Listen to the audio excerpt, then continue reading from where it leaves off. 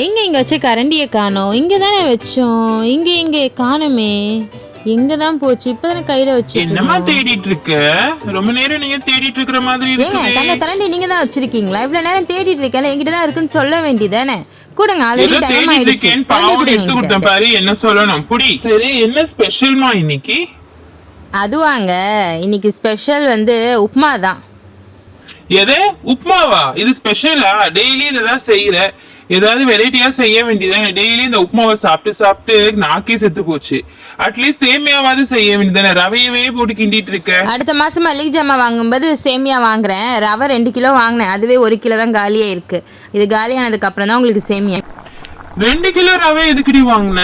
ரவைனா அவசரத்துக்கு செய்யறதுக்கு ஒரு பாக்கெட் 2 பாக்கெட் வாங்குவாங்க. நீ எனக்கு கிலோ கணக்குல வாங்கி வச்சிருக்க. ஆமா, டெய்லி காலையில டிஃபன் அவசரமா தானே செய்யறோம். அதனாலதான் ரவை உப்புமா செய்யறேன். நீங்க இப்படியே இன்னும் கொஞ்ச நேரம் என்ன வேலை செய்ய விடாம டிஸ்டர்ப் பண்ணிட்டே இருந்தீங்க வச்சுக்கோங்களேன். லஞ்சுக்கு வந்து ரவை உப்புமா தான் கட்டி கொடுப்பேன். ஒழுங்கா அப்படிக்கா போங்க. நீ செஞ்சாலும் செய்வ.